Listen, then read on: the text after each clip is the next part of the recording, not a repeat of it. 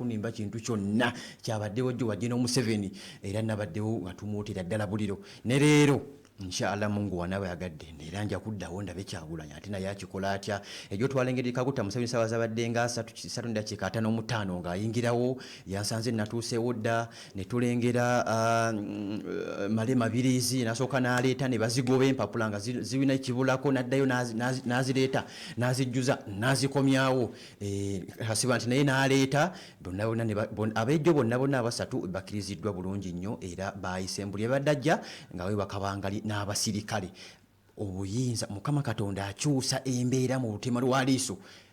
Malema Birizi yajidde emmotoka yabadde ya Noah zino new model ne number plate new model ne family ye bantu 19 naye bajidde emmotoka emu oba benyizeemu batya Mungu yamanyi naye olwamaze omukonfaminga bati obuyinza bukyuka bunnambiro olwamukonfamize bati paba security neeruma ne beetooloola omunene ne beetooloola omukulu n'emmotoka ngeri wali nga sebo tukyakirizibwa na kumukwata mu ngalo tokkirizibwa obuyinza Mukama Katonda abukyusa mu seconds ntono ng'obuyinza bwakyuse dda okitegedde so mu mbeera yonna kati nzikiriza ab'amasimu newogendako ewa paapa n'okola kiri kye twayogeranga nga tuli bato sisobola kulaba nti nzikwata mu mbeera yonna maama baŋŋambye ali Masaka eyo maama wange maama Naaba ogamba otya baŋŋambye yaguze ne leediyo empya mukazi wattu tava ku Paala FM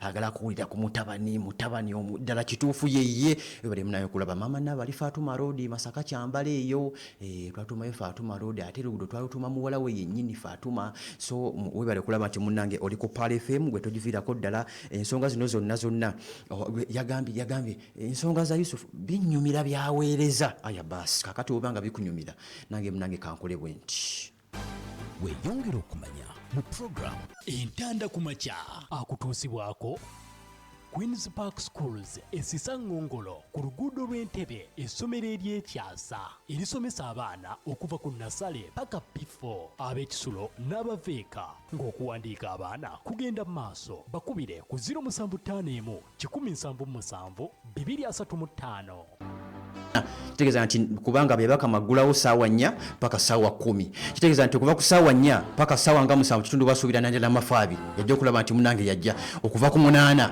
paka ku 10 basuubire Kyagulanyi Sentamu Bobi Wine ONUP gefulidde Netanyahu Benjamin wabula bagamba newe munaakola mutya temukola era newe munaakola kamukole kino kamukole kiri nzi sigenda kukkiriza Palestine kufuuka ggwanga sijja kukkiriza Palestine lifuuke ggwanga oba mwetugira ku munyaanya ate agamba agenda kutta abantu era ddala kituufu omusajja abatta abaana bafa mu Palestine abakyala munange bafa mu Palestine embeera nga bwetambula mu ggwanga erya Palestine mu kibuga eky'e Gaza President Mahmoud Abbas president w'eggwanga erya Palestine avudde ategeeza ensi yonna abagamba nti ng'amawanga wegavuddeyo ne gagamba nti Palestine lyetaagisa okubeera eggwanga bagenda kukola enteekateeka bayite Netanyahu Benjamin akkirize ensonga ziggwe wabula amawanga abiri gapinga Isirairi ampuliza na ggwanga erya Amerika ona Amerika ku nsonga zino akyasirikidde ddala taagala kulaba nti munanga abyogerako kubanga okukkiriza kwe ne Isirairi naye ebikiriza kati okwogera kwa Isirairi kiraga bulaga nti Amerika ekimanyiiko kiringa bwe balumba eggwanga erya Qatar Amerika ne yeefuula ne yeegamba nti tujagite ebimanyiiko kizibu nnyo Isirairi okukola ekintu nga Amerika tekimanyi kino kitegere okuva kati Isirairi eve yeerumba eggwanga egende erumbe nga agiyambako takimanyi impossible kyova olabanga buli nnumba zonna omukulu abadde akimanyi okujjako ennumba zibagwako kiyiifuyiifu ebikwekoto byonna byenampuliza ebikolebwa omukulu akimanyi omusajja Omumerika Donald Trump akimanyiiko mu mbeera yonna wabula ekitambula kino kyolaba ne Iran Russia China North Korea Buyindi kyebabala nakyo kirala bano basoma ne bategeera omusajja Amerika yaani, Isirairi yaani, naddala Iran yamanya Isirairi yaani, Russia nemanya Amerika yaani ne China. Kati enkuba gye bakuba omusajja ono, enkuba gye bakuba omukulu ono, kati ya bwongo. Kino kiwaliriza n'omusajja Donald Trump okulagira eggye lya NATO n'abagamba mugende bangu mu bwengula, mutambule mugende bunnambiro nnyo, musaleko obwengula bw'eggwanga erya Russia. Owuliriza obunkenke olwo Palestine envuddeyoko. Omusajja abalagidde bagambye mukwate ennyonyi aba NATO, mugende mpolampola musaleko obwengula bw'omusajja omu Russia mu buyingire. Russia ajjeyo tetutalabangako, Russia ajjeeyo kyetutalengeranga nako. Wabula Putin abaagala omusuna. Kati bano baagala okutankuula entalo za mirundi ebiri, bakubuzeeko wa awatuufu we batankudde olutalo lw'eggwanga erya Russia ne Ukraine balutankuule, olutalo lw'eggwanga erya Isirairi ne Iran balutankuule, ate zonna zengedde. Ampuliriza, zonna entalo zengedde. Kati nali ku Pal FM, munnange ali ku kulalya omutwe wa bulijjo, embeera weeto weetambula. Wabula Putin, omusajja Vladimir Putin abajjiddeyo the defense systems, abajjiddeyo ebitangaaza. Twakirengera ekitangaaza nga kiri munda mu ggwanga lya China. Ku anniversary ya China ey'emyaka 8 twagirengera. Ono omuyaaye omukulu n'abijjayo n'abiraga ensi yonna. Tukirengedde ampuliza munda mu ggwanga erya Russia. Russia ng'agamba bakuwaana jangu. Era amaze okulaba nti munnanga alagira basajja be ab'eggwanga erya Russia, abagamba yenna aneetantala, yenna anaakola ensobi n'atambula n'ayingira obwengula bw'eggwanga erya Russia, temulinda oda nti mukube bannange, mukube bukubi. Era abayingira eggwanga erya Russia mu nnyonyi mu bwengula, kati mulina kuwoza nnyo, mugenda kukola ki? Abalambuzi mu Russia temukyakkirizibwa. Okuva omusajja Trump yagambye statement basaleko obwengula bw'omusajja omu Russia, tebannaba kubusalako, wabula yataddewo dda ebiziyiza, yataddewo dda ampuliza ebiziyiza. Abagamba mujje mwenna buli atonnya n'owooteekayo buteesi mutwe ngenda kukuba. Putin Vladimir newosaayo bussa mutwe nti olingizeyo olengera ekiriyo ngenda kubakuba. Mujje nga mwegendereza, mujje nga mwesiba bbiri, kubanga ngenda kubakuba. Naye obwengula abusazeeko bwennyini abwesaliddeko. Abagamba tewali yadde katayi kakkirizibwa kusala. Byonna mubikole, buli kimu mukikole, wabula tewali akkirizibwa kuyita mu bwengula mu bbanga kukwata kkubo kwesooga ggwanga lya Russia. Kakati omusajja abategeeza abagamba buli ggwanga erikooyo obulamu obw'ensi, buli yenna awulira nti akooye obulamu obw'ensi, sigenda kulonzalonza, sigenda kulinda muntu yenna, kusooka kulumba, kusooka kutuuka wano munnanga mpuliza alumbe, wabula ngenda kukubirawo. Ate yabagamba ekyenkizo, Putin Vladimir yabagamba nti onumbire eno nze kukubira wuwo. Yensonga lwaki yakwata abasajja be n'abagamba mutunuze emizinga mawanga gano wammanga, erya Bungereza, mu ggwanga erya Germany, mu ggwanga erya Japan, kati atunuza n'ebyokulwanyisa munda mu ggwanga erya Poland. Abagamba byonna mubikole, nze onumbe no mu ggwanga lyange tukkubirayo, tukulumba n'ewuwo ne tukkuba. Ate teweekwasa, tutunenya. Bye mulimbalimba nti muwadde Palestine state, mugifudde state, nze temujja kunnimba ewange, temugenda kunnimba ewange. Buli yenna asala order from above, order eva wa musajja Putin Vladimir. Yabagambye yenna asala, ennyonyi gye mutamanyi, gye mutakkiriza kujja, gye mutasuubira kujja mugikube. Egaali z'omukka zonna eziyitawo muzikube, ne flight ezibadde zimanyiddwa nti ziyita mu bwengula ne zigenda yadde tezigenda ku airport za Russia nga ziyitawo buyise babagambye mulindeemu. Katumale okwetegereza, katumale okwekkaanya. Ennyonyi yammwe ejja ssaawa mmeka? kati bo bagenda okuwa essaawa ennyonyi kweyina okusitukira oba tozaagala bireke toyita mu bwengula bwabwe.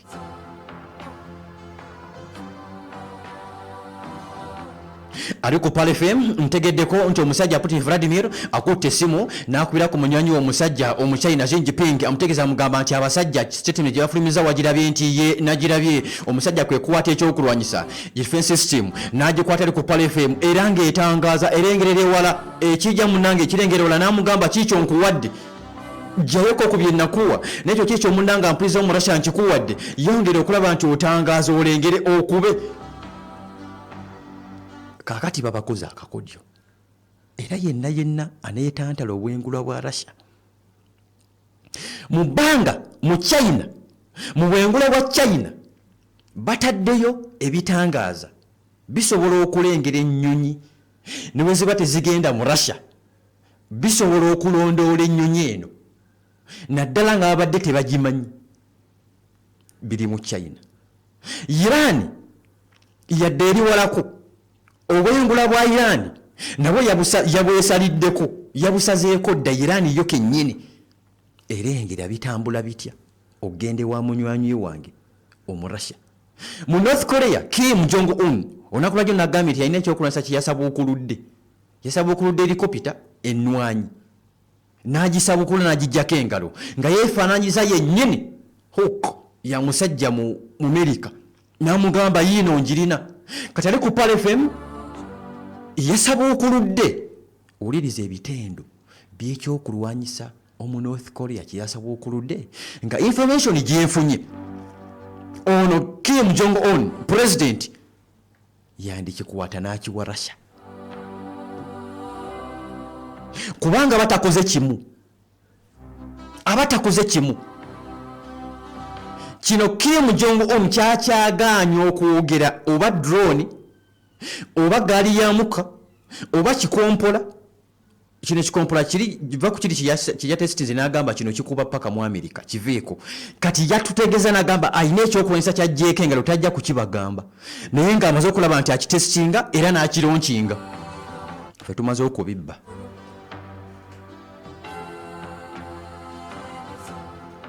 Kino tebakiragira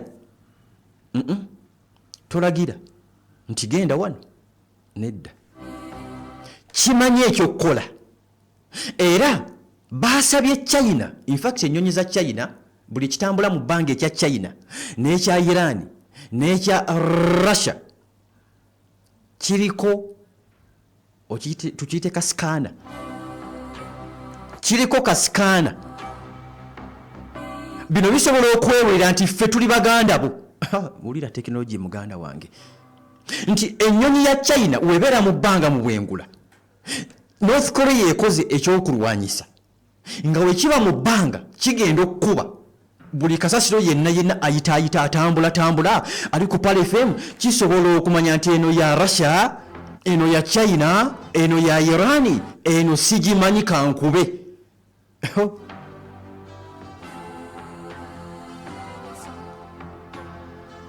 Basajja balina tekinologiya wakati nga n'Omuchina yakajjako engalo ku kyokulwanyisa ekiringa obulwadde wakati nga Russia yakafoonya helikopita eno enkubi wakati nga Iran yakafulumya ekyokulwanyisa ekisobola okukwasa ekire ne kifulumya amazzi naye ng'ago amazzi agafuluma mu kitundu we gafulumidde butwa mukalabukazi.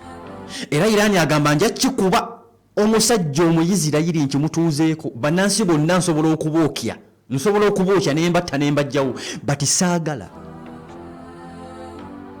Kati ali ku Pal FM ali kukulali omuntu wa bulijjo omusajja mu North Korea Kim Jong-un ategeeza agamba nti kino ekyokulwanyisa so ayinza okukiwaako omusajja omu Russia yeetaase munnanga amuweeko kopi asobola okulaba nti yeetaasa naye yeebeeremu mu mbeera yonna North Korea Kim Jong-un.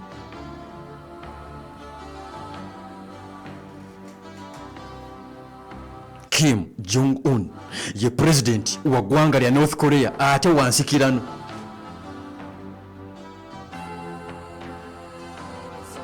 Gana gonna genkuwadde gamaze ddo kati galina ebyokulwanyisa ebipya. China, Russia, North Korea, Iran balina ebyokulwanyisa ebipya nabo nga bbo. Owuliriza Ayatollah Ali Khamenei statement ze. Ono alayidde n'akomba kwerima n'abagamba era munange naawe ndaba ku YouTube sawa zino eggwanga erya China bajjeeyo ekyokulwanyisa ekirala. China Fujian aircraft carrier emaze okulaba nti egezesebwa, yamaze okulaba ampuliriza ali ku Palefem egezesebwa yalonkingiddwa wabula erimu parts. Zino zikolera ku masannyalaze J-15T, J-35 bagijeeko engalo, KJ600 zikolera ku masannyalaze. Bino byakulwanyisa omusajja omuchina munange yabijeeko engalo. Akati naba nakuweza saawa Iran Ayatollah Ali Khamenei ayina akakiiko akajja kataddewo. Ayatollah ayina akakiiko akapya kataddewo ali ku Palefem abagamba nti mmwe va ku kanso yaabwe eri kanso yagiragira n'abagamba nti temuninde na kubagamba nti mukube. Kati ayina akakiiko kataddewo kakunoonya bambega bonna abali ebweru wa Iran. Era kano kabakugu ddala abagambye nti katutandike tunoonye bambega bano. Olunaku lw'okwoseejo Israeli video ntegeeza negamba nti waliwo bambega ba Iran abali mu Israeli munda. Era nakutegeeza nakugamba NATO Autoparts oyo musajja wa America na Israeli abaagala nnyo yabagambye Israeli efulumya statement egamba nti waliwo bambega abanene abali munda mu ggwanga erya Israeli mu Tel Aviv ne mu Jerusalem mwebali. Na Israeli negamba nti tubawadde essaawa 24 zokka nga mwewaddeyo, we muteewaayo tugenda kubikola. Bamutegeeza bamugamba nti nga tewasobola kutukwata ng'ennaku z'omwezi 7 Okitoba 2023 tewasobola kutukwata nga Abahamas bayingidde eggwanga lyo. Otukwate kati. Kati nno waliwo amawulire agava mu Lebanon. Sheikh Naim Qasim bano abalina emitima egisalawo abaava ku nsi balina olukuŋŋaana ku Friday, si ku Osanja, balina olukuŋŋaana ku Friday mu Lebanon.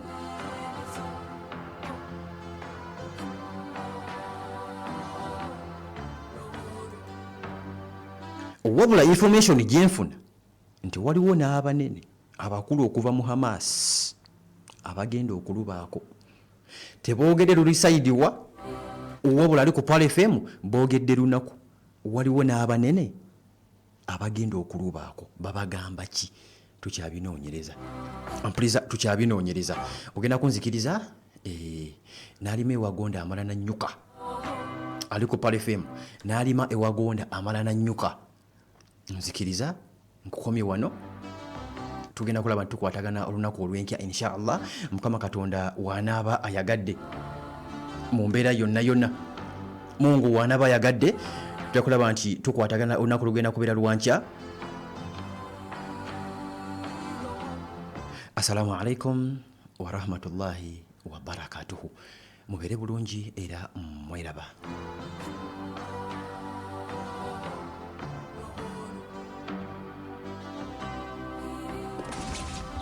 Tukole nusu ku nusu 225 omusomo gaggadde okukyusa obulamu bwo ku sayidi y'ebyenfuna n'enzirukanya ya bizinesi ogukutegekebwa rediyo y'enganzi 17 katonyeze mwenda Parova